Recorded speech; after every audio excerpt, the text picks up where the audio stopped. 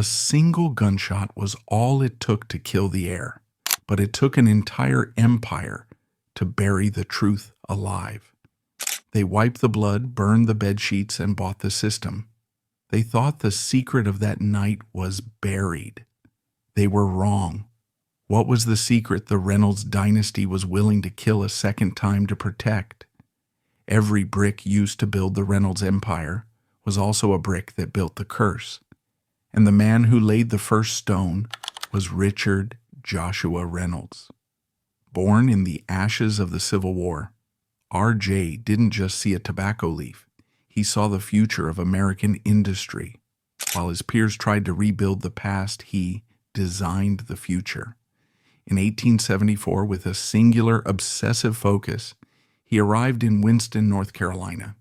His gospel was innovation, and the newly built railroad was his chariot. From a modest little red factory, he began to build. He wasn't just selling tobacco. He was selling a habit, an image. He revolutionized the industry by adding sweeteners to his chewing tobacco, making it irresistible. But his rise put him on a collision course with the only man in America as ambitious as himself, James Buck Duke, the flamboyant conqueror who ran the monolithic Tobacco Trust. Faced with annihilation, Reynolds made a genius move. He joined his rival's monolithic Tobacco Trust, effectively turning his greatest enemy into his reluctant banker. He used the trust's own money to build his arsenal in secret. When the Supreme Court broke up Duke's monopoly in 1911, Reynolds was ready. He unleashed his masterwork, Camel cigarettes. It was a perfect blend, an iconic package, and a marketing blitz unlike anything America had ever seen. Mysterious ads declaring "the camels are coming" created a national frenzy. Within 4 years, Camel controlled a third of the U.S. market. R.J. Reynolds wasn't just in the game, he was the game. He was, without question, the undisputed king of tobacco. With his business empire secure, R.J. Reynolds, a lifelong bachelor who had dedicated his entire being to his company, finally turned to his personal life. In 1905, at the age of 55, he married his distant cousin, Catherine Smith. 30 years his junior, Catherine was an intelligent, progressive, and sophisticated woman who brought a new dimension to his life. She was not content to be merely the wife of a wealthy industrialist. She had a profound interest in education, modern farming techniques, and social welfare. It was Catherine who envisioned and drove the creation of their magnificent estate, Reynolda. Completed in 1917, Reynolda was far more than a plutocrat's mansion. It was a sprawling 1,000-acre progressive experiment, a model community with its own farm, church, school, and post office. It was intended to be a center for learning about scientific farming and animal husbandry, a place that would serve the entire community. R.J. poured millions into its construction, creating a self-sufficient world that was a testament to both his wealth and Catherine's vision. He became a major philanthropist, donating generously to causes in Winston-Salem and across North Carolina. The man who had been a quiet, intensely private workaholic was now a community patriarch, the benefactor of a town his company had single-handedly transformed from a sleepy village into a thriving industrial city. He had a family with 4 children, Richard Jr., Mary, Nancy, and the youngest, Zachary Smith. He had achieved a level of success that would have been unimaginable to the young man who arrived in Winston with nothing but ambition and an intimate knowledge of the tobacco leaf. But even as he stood at the apex of his success, a dark shadow was creeping into his life. The very product that had built his fortune was, in a turn of cruel irony, also a source of his undoing. R.J. Reynolds was a heavy smoker and chewer of tobacco his entire life. In his later years, his health began to fail. He was plagued by a persistent, debilitating illness. In the summer of 1918, he traveled to the Mayo Clinic seeking a cure, but his condition was inoperable. On July 28, 1918, at the age of 68, Richard Joshua Reynolds died at Reynolds, the estate he had only been able to enjoy for less than a year. The official cause of death was listed as cancer of the pancreas. His death marked the end of an era. The visionary founder, the driving force, the very soul of the company was gone. He left behind a business that was a finely tuned machine of profit, a global leader in its industry. He also left behind a staggering fortune, valued at nearly $60 million, an almost inconceivable sum in 1918, equivalent to billions today. This immense wealth was bequeathed to his wife and his 4 young children, who were now heirs to an empire they had not built, custodians of a legacy forged in grit, ambition, and smoke. The patriarch was gone, and in his absence, the carefully constructed world he had built would begin to fracture. The discipline and relentless focus that had defined his life would give way to the excesses, pressures, and dark passions that his fortune would enable. The Reynolds Curse was about to enter its next and most infamous chapter, a chapter not of corporate intrigue, but of glamour, scandal, and blood. The death of Richard Joshua Reynolds in 1918 did not just close a chapter, it opened a Pandora's box. The colossal fortune he had painstakingly built, an empire forged in discipline and relentless work, was now entrusted to his 4 children, Richard Jr., Mary, Nancy, and the youngest, Zachary Smith. They were children of a different century, born not into the struggle and grit of the post-Civil War South, but into a world of unimaginable privilege, a gilded cage built from tobacco profits.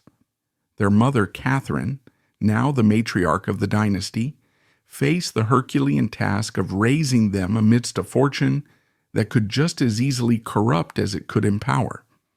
A progressive and intelligent woman, she tried to instill in them a sense of public duty and the values of her late husband, but the sheer gravity of their inheritance was a force of nature unto itself. They grew up at Reynolds, a 1,000-acre bubble of perfection, shielded from the realities faced by ordinary people. While their father had known the feel of soil on his hands, their world was one of tutors, servants, and European tours. Dick Jr., the eldest, seemed to internalize the weight of his father's legacy, growing into a more serious and business-minded young man, destined to take a role in the company. Mary and Nancy blossomed into prominent socialites, their lives chronicled in the society pages, their marriages and activities matters of public fascination. But for the youngest Smith, the Reynolds name was not a legacy, it was a cage. He barely knew the father whose shadow he lived under, so he fled to the one place his last name couldn't follow him, the sky. The cockpit wasn't a hobby, it was a sanctuary. Every new record he broke, every daring flight he completed was a desperate attempt to forge an identity of his own, one not built on tobacco, but on courage and air. It was a rebellion against a birthright he never asked for. Yet this daredevil persona masked a boy's profound insecurity, a vulnerability that would soon prove fatal. And he was good at it. In 1931, at just 20 years old, he set a record, flying his amphibious plane from London to China. He flew solo across the United States and even circumnavigated the globe, a remarkable feat for such a young aviator. These adventures made him a minor celebrity in his own right, his exploits chronicled in newspapers that hailed him as the flying tobacco heir. But this daredevil persona masked a deep-seated insecurity and immaturity. He was known for his moody silences, his possessive jealousy, and his reckless spending. He married young to Anne Cannon, an heiress from another powerful North Carolina dynasty. a seemingly perfect match of fortunes. But the marriage was a tumultuous failure, collapsing under the weight of his restlessness and emotional volatility. He was a young man who could conquer the skies, but seemed utterly lost on solid ground. He was searching for something, a thrill, a challenge, a passion that could anchor his turbulent soul.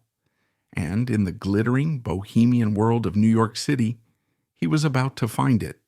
Her name was Libby Holman, and she was, in every conceivable way, the absolute antithesis of the rarefied, conservative world of the Reynolds Dynasty. Born in Ohio, she had clawed her way to stardom on the Broadway stage.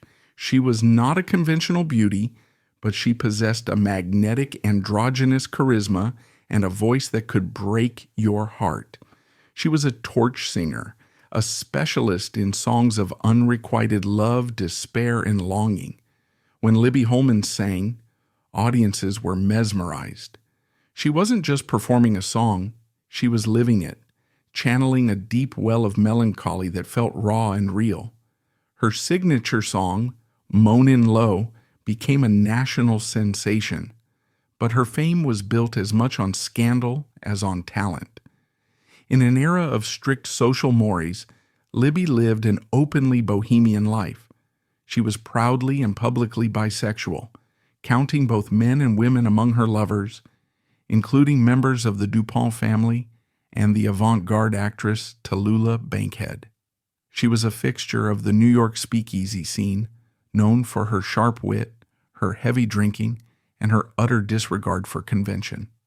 The press portrayed her as a vamp, a femme fatale, a dangerous woman who devoured men.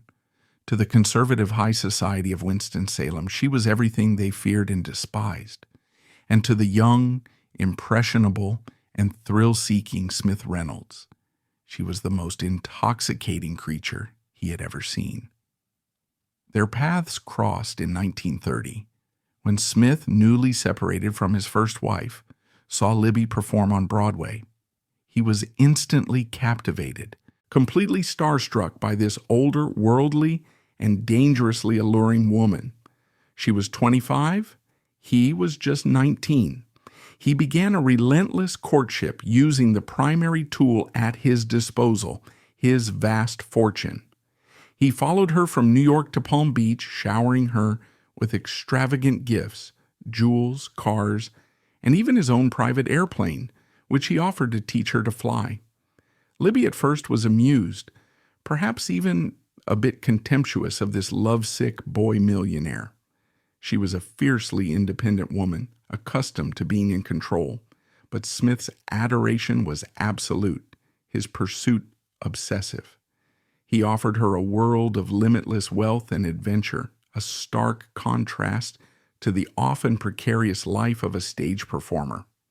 Their romance was a whirlwind of passion and defiance, a collision of the Jazz Age and the Old South. For Smith, Libby represented everything his own world lacked: sophistication, danger, and artistic credibility. For Libby, Smith was a handsome, devoted, and tragically vulnerable young man who offered her a level of financial security she had never known. Against the advice of her friends and the explicit horror of his family, their relationship deepened.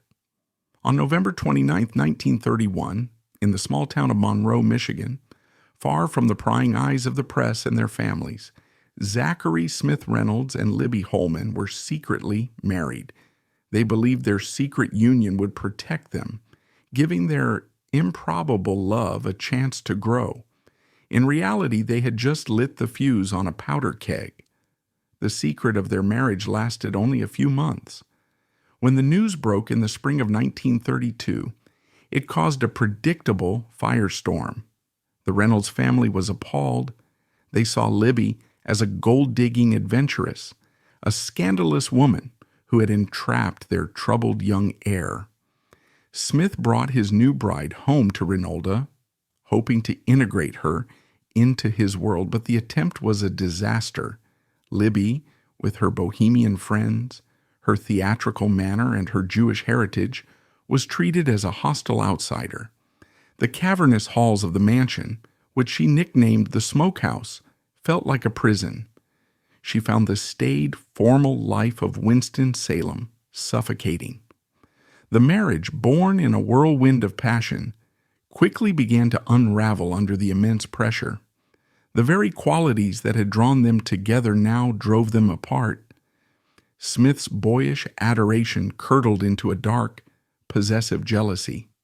He became resentful of Libby's career, her friendships, and her independent spirit. He wanted to possess her completely, to make her Mrs. Reynolds and nothing more. He drank heavily, and his mood swung violently. Libby, for her part, felt trapped and stifled. The adventure Smith had promised had turned into a gilded cage. Their days were filled with simmering tension, and their nights with bitter, alcohol-fueled arguments. Libby confided in friends that she was deeply unhappy and was considering a divorce. In a desperate attempt to save their marriage, she told Smith she was pregnant with his child. But even this news seemed only to add another layer of complexity and pressure to their toxic relationship. The fairy tale had become a nightmare, and it was escalating toward a violent and inevitable breaking point. July 5th, 1932. A hot, humid summer night at Reynolds. Smith and Libby decided to host a party. It wasn't a grand society ball, but a more intimate, boisterous gathering for their friend and Smith's flight instructor, Albert "Ab" Walker, and a few other guests. Prohibition was still in effect, but bootleg liquor flowed freely. On the surface, it was a night of music, laughter, and revelry. But beneath the facade, the air was thick with unspoken resentments. Guests would later recall seeing Smith drinking heavily, his mood growing darker as the night wore on. They witnessed tense exchanges between him and Libby, sharp words spoken in hushed tones. As the hour grew late and the guests began to depart, the festive atmosphere evaporated, leaving only Smith, Libby, and Ab Walker in the vast, silent house. The stage was now set. The players were in their places. All the elements, the immense wealth, the family pressure, the clashing worlds, the jealousy, the alcohol, and the profound unhappiness were about to converge in a single, catastrophic moment. In the early hours of July 6th, on a sleeping porch of the great Reynolds mansion, a gunshot would ring out in the humid night air. A shot that would not only end a life, but would also give birth to one of the most enduring and scandalous mysteries in American history. The Reynolds Curse was about to claim its most famous victim. In the pre-dawn stillness of July 6, 1932, that single gunshot tore through the opulent tranquility of Reynolds House like a bolt of lightning. What happened in the immediate moments that followed is a chaotic tapestry of panic, confusion, and accounts that would shift and contradict each other like shadows in the moonlight. The first version of the story, the one that initially emerged from the chaos, was that of a tragic suicide. Libby Holman would later claim she heard the shot and rushed to the sleeping porch to find her husband, Zachary Smith Reynolds, with a catastrophic head wound, a small German-made Mauser pistol nearby. Her friend Ab Walker, who was also in the house, was roused by her frantic screams. Together, they made the fateful decision not to call the police immediately. Instead, their first call was to a doctor, and then crucially, to the Reynolds family patriarchs, Smith's uncle, William Neal Reynolds, and the family's phalanx of powerful attorneys. This single act, perhaps born of panic or a misguided attempt to control the situation, would irrevocably taint the investigation and fuel suspicions for decades to come. While Smith lay dying, the priority was not to preserve a potential crime scene, but to manage a looming scandal. He was rushed to the hospital, but his wound was mortal. At 5:25 a.m., the 20-year-old heir to one of America's greatest fortunes was pronounced dead. The official narrative, carefully curated by the Reynolds family and their legal team, was swiftly established. The deeply troubled young aviator, despondent and in a drunken state, had tragically taken his own life. The local coroner, a man with deep ties to the powerful family, quickly ruled the death a suicide. The case, it seemed, was to be closed with quiet, respectable haste. But the story, like a poorly constructed dam, immediately began to spring leaks. The local sheriff, Transu Scott, was a stubborn, old-school lawman who was not easily swayed by the Reynolds family's immense influence. He was immediately suspicious. Why was he not called to the scene until hours after the shooting? Why had the sleeping porch been cleaned and the bedding where Smith was found been removed before he had a chance to examine it? And then there were the conflicting stories from the only two witnesses, Libby and Ab Walker. Their initial accounts were a muddle of inconsistencies. At one point, Libby suggested Smith had been cleaning the gun when it accidentally discharged. Then she reverted to the suicide story. Ab Walker's statements were equally vague and contradictory. Furthermore, the physical evidence didn't quite add up. The bullet had entered behind Smith's right ear, an awkward, though not impossible angle, for a self-inflicted wound. There were no powder burns on his skin, suggesting the gun had been fired from a distance of at least a few feet. The whispers began almost immediately. The local press and soon the national tabloids smelled blood in the water. The tidy story of a tragic suicide was falling apart, and in its place, a far more sensational narrative was taking shape, the story of a murder. Under mounting pressure from the press and the public, Sheriff Scott and the county solicitor Carlisle Higgins refused to let the case be swept under the rug. They convened a coroner's jury to re-examine the death.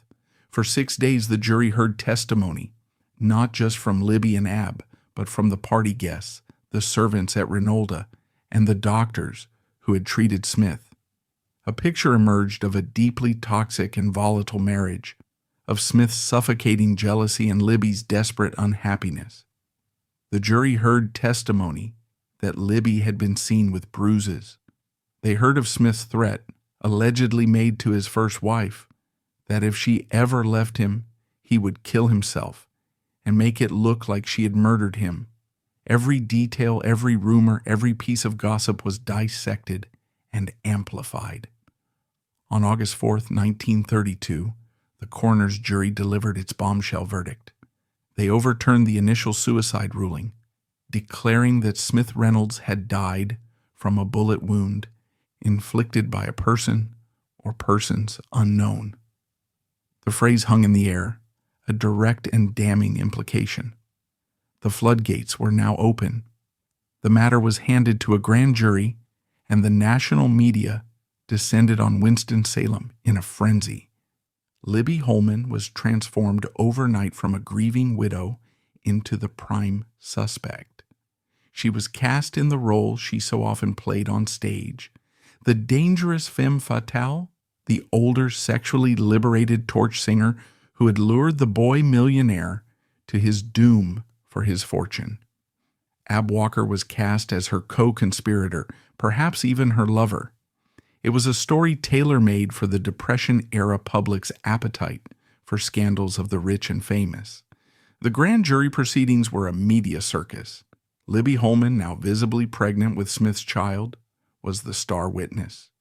She testified for hours, her story now firm. Smith, in a drunken, depressive state, had killed himself, threatening to do so if she left him.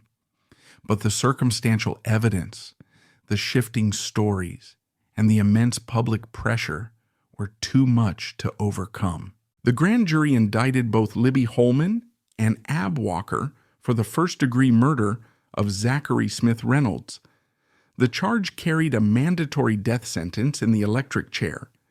The news exploded across the nation. This was to be the trial of the century, a legal drama that had everything: immense wealth, a mysterious death, a glamorous Broadway star, and a backdrop of Southern Gothic intrigue. The prosecution's case was built on motive. They would argue that Libby, tired of her volatile young husband and knowing she was pregnant with an heir, killed him to inherit a third of his vast fortune under North Carolina law. The defense was prepared to argue that Smith was a deeply troubled, mentally unstable young man with a history of suicidal threats who had finally made good on his dark promises. The battle lines were drawn for a legal spectacle that promised to be one of the most sensational in American history. And then, just as the nation braced for the trial, the story took its most unexpected and confounding turn. The Reynolds family, who had initially seemed to suspect Libby, made a stunning reversal. The patriarch, William Neal Reynolds, known as Mr. Will, was a man of immense power and influence, the guardian of the family's name and fortune.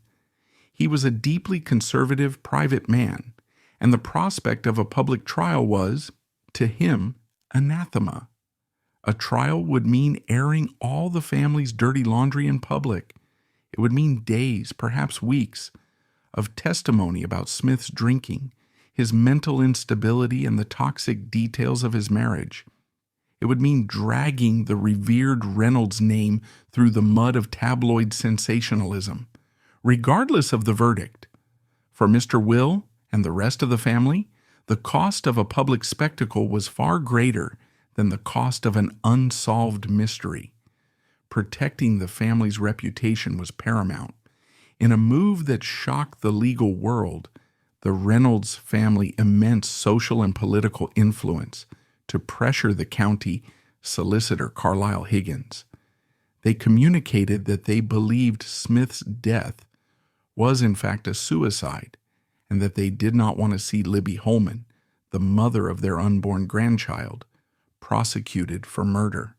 The pressure was immense. Higgins, whose political career was intertwined with the powerful forces in his community, was caught in an impossible position. He knew he likely didn't have enough concrete evidence to win a first-degree murder conviction without a confession or a clear murder weapon link. Faced with the withdrawal of the family's support for the prosecution, the case crumbled. The prosecutor formally announced that he was dropping all charges against Libby Holman and Ab Walker, citing a lack of evidence.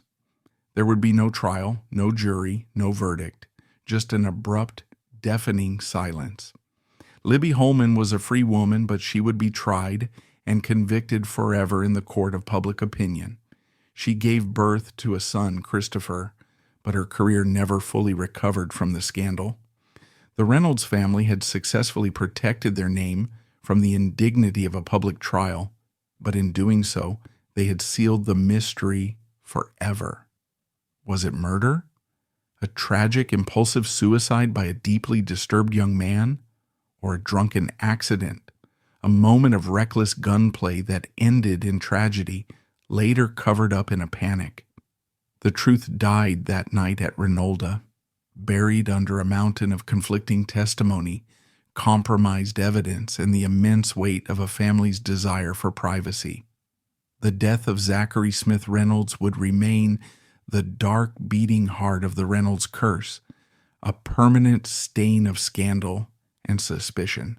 It was a personal tragedy of epic proportions, but the empire itself, the vast impersonal machine of commerce, would march on, oblivious to the human cost, heading toward a new set of challenges, not in the courtroom of criminal law, but in the ruthless battlegrounds of Wall Street, and eventually the court of public health.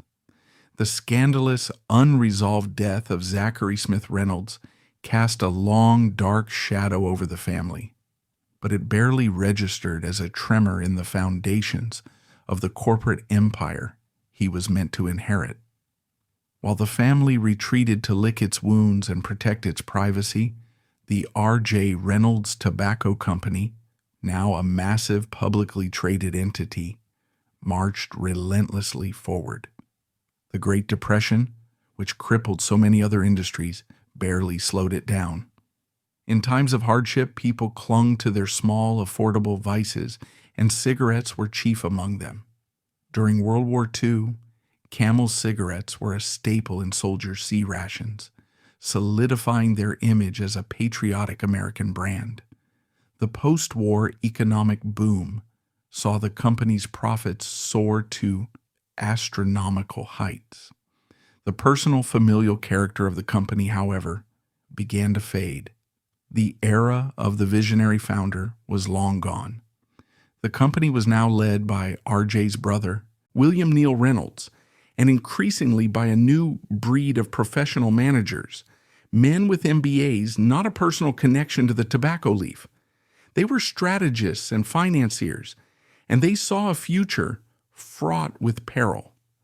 By the 1970s and 80s, the drumbeat of anti-smoking sentiment was growing louder. The Surgeon General's 1964 report linking smoking to cancer had been a watershed moment, and the threat of litigation and regulation loomed ever larger. Diversification became the new gospel in the corporate boardroom. To survive, the tobacco giant needed to become something more. It needed to transform itself into a modern conglomerate. That transformation reached its apex in 1985. In a blockbuster deal, R.J. Reynolds Industries acquired Nabisco Brands, the food giant famous for household staples like Oreo cookies, Ritz crackers, and Planters nuts. The new entity was christened RJR Nabisco, a consumer goods behemoth, a titan of the American pantry and the corner store. The logic seemed impeccable. The steady, reliable profits from tobacco would fuel the growth of the food divisions, while the wholesome image of cookies and crackers would help sanitize the increasingly toxic reputation of cigarettes. At the helm of this new megacorporation was a man who perfectly embodied the high-flying, excess-driven culture of the 1980s, F. Ross Johnson. Johnson was a Canadian accountant who had risen through the ranks with a combination of sharp elbows, folksy charm, and an insatiable appetite for the perks of power. He was not a builder like R.J. Reynolds. He was a dealmaker and a showman. Under his leadership, the corporate culture at RJR Nabisco became legendary for its extravagance. The company's headquarters was a palace of corporate luxury. Its executives were paid enormous salaries and bonuses. Most famously, Johnson presided over the RJR Air Force, a fleet of nearly a dozen private jets used to ferry executives, clients, and celebrities to golf tournaments and luxury resorts around the world. It was a world away from the frugal, work-obsessed ethos of the founder. It was an empire of indulgence, floating on a sea of tobacco profits. But trouble was brewing beneath the glossy surface. Despite the company's immense profitability, its stock price was stagnant. Wall Street investors were increasingly wary of tobacco stocks due to the litigation risk, and this tobacco discount was dragging down the value of the entire conglomerate. Johnson knew he needed a game changer, a bold innovation that would revolutionize the industry and secure the company's future. He bet hundreds of millions of dollars on a project called Premier, the world's first smokeless cigarette. It was a technological marvel, a complex device that heated tobacco rather than burning it, designed to deliver nicotine without the tar and smoke. It was supposed to be the Holy Grail, a safe cigarette that would silence the health critics once and for all. The project was a colossal, unmitigated disaster. When Premier was test-marketed in 1988, the public reaction was overwhelmingly negative. Smokers complained that it was difficult to light, produced a foul chemical odor, and tasted, in the now infamous words of one reviewer, like ST. The failure of Premier was a massive, humiliating blow to Johnson. He feared it would make him a laughingstock in the corporate world, and more importantly, that the massive financial write-off would send the company's already sluggish stock into a nosedive, making them a prime target for a hostile takeover. Panicked and backed into a corner, Ross Johnson decided to launch a preemptive strike. He would take the company private himself in what would be the largest leverage buyout, or LBO, in history.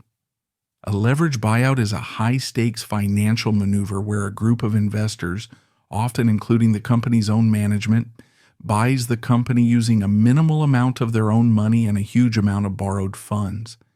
The debt is secured by the assets of the company being acquired. In essence, you buy a company with its own money. Johnson's plan, backed by the Wall Street firm Shearson Lehman Hutton, was to buy out all the public shareholders, take the company private, and then restructure it away from the prying eyes of the public market. His initial offer in October 1988 was for $17 billion. He thought it would be a quick, clean deal that would make him and his executive team fantastically wealthy and save his reputation. He was catastrophically wrong. His offer didn't secure the company, it put it in play. It was like hanging a giant for sale sign on one of America's most iconic corporations. And the scent of blood in the water attracted the era's most fearsome predators, the corporate raiders. Chief among them was a small, notoriously aggressive private equity firm named Kohlberg Kravis Roberts, or KKR. Led by the brilliant and ruthless financier Henry Kravis, KKR were the pioneers and masters of the LBO.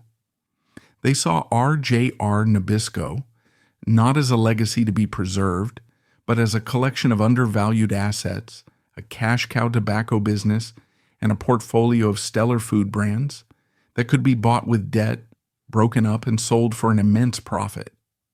Kravis saw Johnson's move as an audacious attempt by management to steal the company for themselves. He launched a competing bid and thus began the most epic, public, and brutally greedy corporate battle of the decade, a saga immortalized in the book and film Barbarians at the Gate. What followed was a 6-week war of egos, greed, and staggering sums of money. The battle for RJR Nabisco became the defining spectacle of the 1980s Wall Street excess. It was a dizzying whirlwind of bids and counterbids, of secret alliances and public betrayals. Lawyers and investment bankers worked around the clock, fueled by adrenaline and ambition, as the price tag for the company climbed higher and higher. $17 billion, $20 billion, $22 billion. Ross Johnson, who had started the process, found himself increasingly losing control, outmaneuvered by the more experienced and disciplined team from KKR. His own management team began to fracture, and his lavish spending and golden parachute arrangements were exposed in the press, turning public opinion sharply against him. He was no longer seen as a corporate visionary, but as the poster child for executive greed. The final showdown was a frantic weekend-long auction. In the end, Henry Kravis and KKR emerged victorious. Their winning bid was an unbelievable $25 billion, a figure that shattered all previous records and represented a level of debt that was almost impossible to comprehend. On November 30th, 1988, the deal was done. The barbarians were no longer at the gate, they were inside the castle. R.J. Reynolds' empire, the company that had survived the Civil War, 2 World Wars, and the Great Depression, had been conquered not by a business rival, but by a handful of financiers armed with a new and powerful weapon, junk bonds. The aftermath of the buyout was swift and brutal. KKR had won the prize, but they were now saddled with a crippling mountain of debt. The interest payments alone amounted to billions of dollars a year. To service this debt, the company had to be systematically dismembered. The Nabisco food brands, the very reason for the conglomerate's creation, were sold off piece by piece. The international tobacco operations were sold. The corporate headquarters in Atlanta was shuttered, and the legendary RJR Air Force was grounded and sold. Thousands of employees lost their jobs as the new owners imposed draconian cost-cutting measures. The LBO of RJR Nabisco was more than a business transaction. It was a cultural turning point. It marked the high watermark of 80s excess and the ultimate triumph of financial engineering over industrial production. The legacy of R.J. Reynolds, a legacy of building a product and a brand from the ground up, had been shredded and commoditized, turned into nothing more than collateral and cash flow to pay off Wall Street bankers. The corporate curse had struck. The founder's creation, like his youngest son decades earlier, had met a violent and premature end, its fate decided by greed and reckless ambition. And yet one final, monumental reckoning still awaited the tarnished crown jewel of the Reynolds Empire. The battle with the barbarians was over, but a far greater war, a war for the very soul of the nation's public health, was about to begin. The leveraged buyout had left the R.J. Reynolds Tobacco Company a shadow of its former self. Stripped of its glittering food brands, it was once again purely a tobacco company, but a deeply wounded one, saddled with a crushing burden of debt from KKR's Wall Street raid. The barbarians had come and gone, leaving the empire hollowed out. But as the 1990s dawned, a new and far more formidable enemy was gathering at the gates. This was not a corporate raider seeking profit, but a moral and legal crusade fueled by decades of death and disease. The final great battle for the Reynolds Empire would not be fought on the floor of the stock exchange, but in the courtrooms of America. For decades, the tobacco industry had successfully fended off lawsuits from individual smokers. Their strategy was brutally effective. They would outspend and outlast any single plaintiff, arguing that smoking was a matter of personal choice and that the risks were commonly known. They famously claimed under oath that they did not believe nicotine was addictive, but a new legal strategy was emerging, one that was far more dangerous to big tobacco. State attorneys general, led by a charismatic and relentless lawyer from Mississippi named Mike Moore, began to look at the issue differently. The problem, they argued, was not just about individual harm, it was about public cost. Their states were spending billions of dollars in Medicaid funds to treat sick and dying smokers. They argued that the tobacco companies, who had knowingly sold a dangerous and addictive product, should be forced to reimburse the taxpayers for this staggering financial burden. It was a novel, audacious legal theory, and it was about to bring the entire industry to its knees. Then, the walls of the fortress began to crack from the inside. Whistleblowers leaked thousands of pages of secret internal documents, the empire's darkest secrets, buried for decades. The papers were a corporate confession in their own words. They knew smoking caused cancer. They knew nicotine was addictive. They knew how to engineer cigarettes to keep people hooked. And worst of all, they knew how to target children. The most damning evidence wasn't hidden in a lab report. It was smiling from billboards across America. His name was Joe Camel, and his mission was to make the next generation of smokers think addiction was cool. The secret was out. The reckoning was here. One by one, the states joined the fight. What began in Mississippi soon became a national crusade, with 46 states eventually filing suit. R.J. Reynolds, along with Philip Morris and the other major players, found themselves facing a legal war on dozens of fronts, a death by 1,000 cuts that threatened them with total bankruptcy. The potential liability was not in the millions, but in the hundreds of billions of dollars. The wall of denial, which had stood for half a century, finally began to crumble. Facing financial annihilation, the tobacco giants, including RJR, were forced to the negotiating table. They had to seek a settlement, a grand bargain that would allow them to survive while paying for their past sins.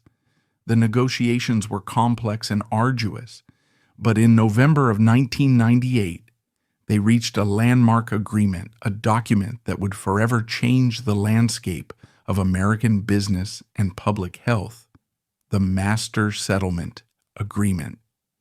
It was a public health treaty, a financial settlement, and a corporate surrender all rolled into one. The terms were staggering. The industry agreed to pay the states a minimum of $206 billion over the first 25 years, a sum intended to compensate them for past and future health care costs.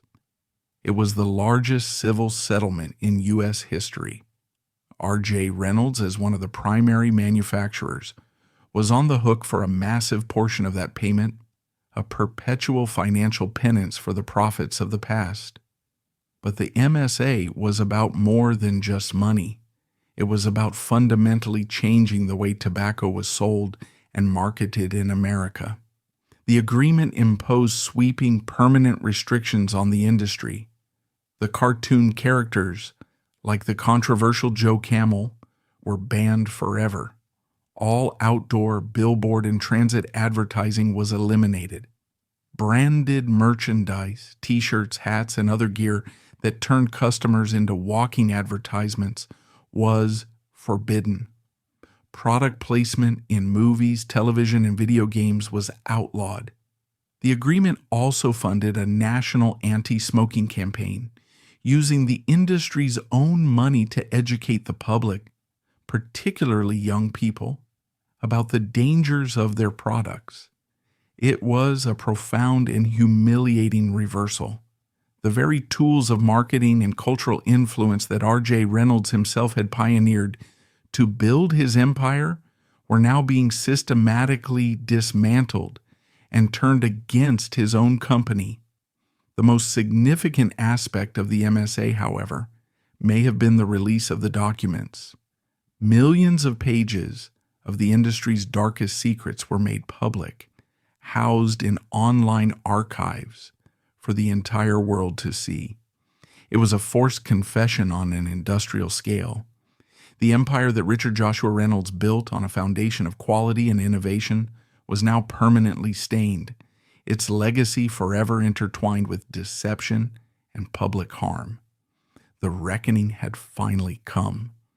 The story of the Reynolds dynasty is a quintessentially American tale of ambition and innovation, of an empire built from a single fragrant leaf. But it's also a story of a persistent shadow, a curse born not from spirits but from the consequences of a fortune built on addiction. That curse echoed through the generations, in the bloody unsolved death of an heir, in the corporate greed that saw Wall Street barbarians dismember the company for profit, and in the final national reckoning that forced the empire to pay billions for the public health crisis it fueled. Today, the R.J. Reynolds Company still exists, but its legacy is forever stained. The Reynolds estate stands as a beautiful museum, a serene monument to a turbulent past. It's a powerful cautionary tale of how a dream of success can leave behind a legacy of both astounding wealth and inescapable tragedy. The curse in the end was never on the family. It was in the product itself,